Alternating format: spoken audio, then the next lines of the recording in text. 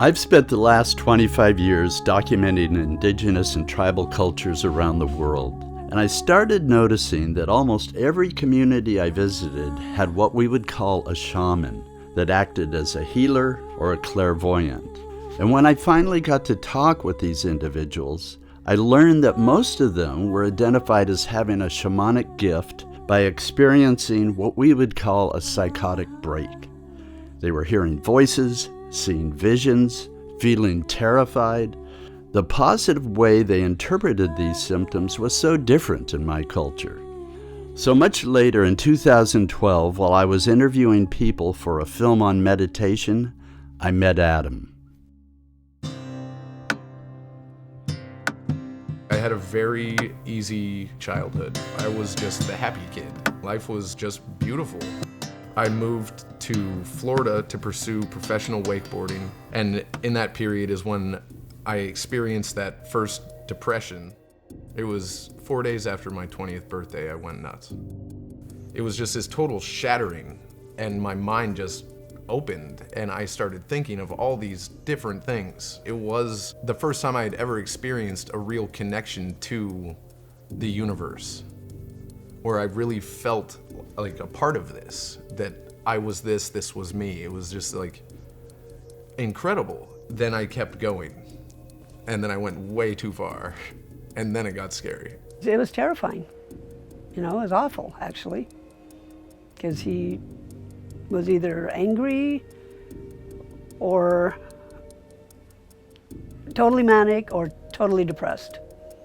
And it wasn't him, the Adam we knew at all.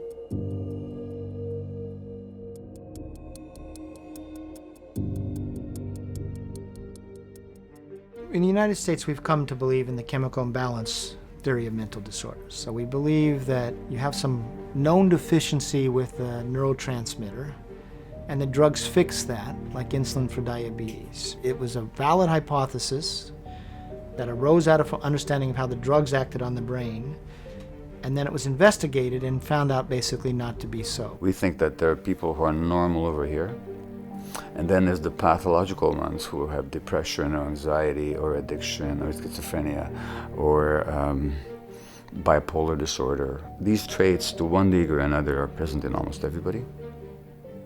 And it's a mythology to think that there's the normal and then there's the abnormal. We've been primed to believe that with medical research we can find the causes of things and that we can create these magic bullets that fix these problems. So it fit into that larger story of medical progress that we believe in.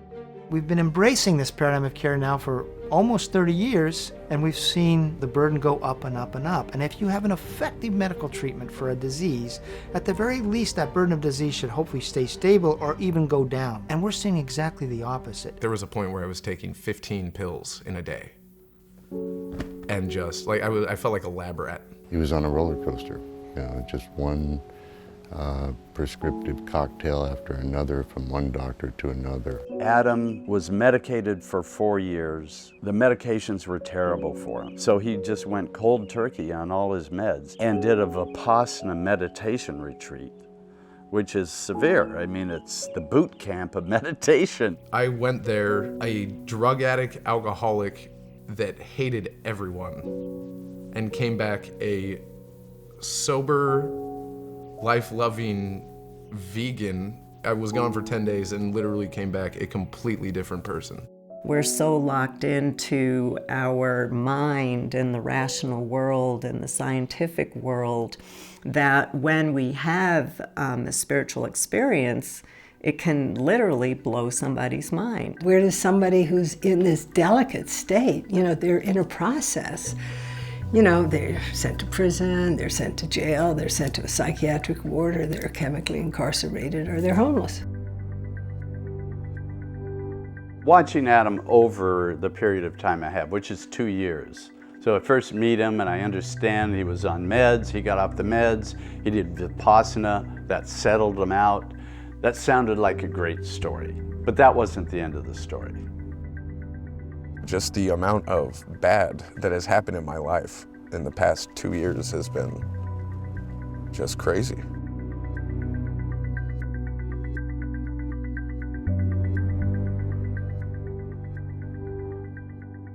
I experience screaming voices.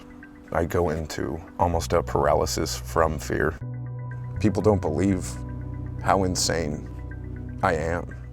People will see me act quiet, and that's it. But what is happening in that quiet is completely, it's just chaos.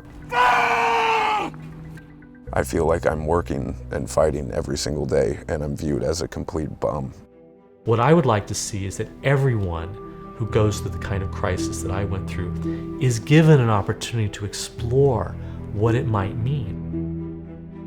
Maybe it's not just a broken brain. Maybe it's not just an illness. Maybe this is not just something to hide and be ashamed of. Maybe it's something to explore and learn from. Medications are sometimes essential, but if you don't first start with communities of support, then of course the brain is going to stop functioning so well, because the brain is a social organ. Adam, had he had the same experience in an Eastern culture, where there's mentors and shamans, where there's acceptance, where people make room for your differentness, where you're not excluded and ostracized, but where you're welcomed, he might have had his experience formulated in a completely different way.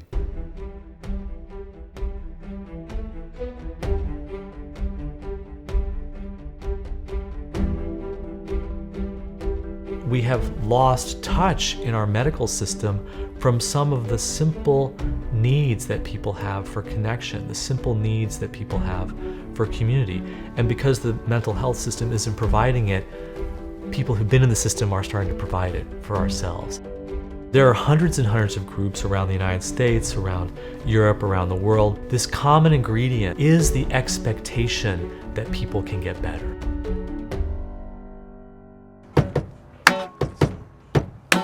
I could have a problem if a problem was a problem to me. This less than perfect life is exactly what I need.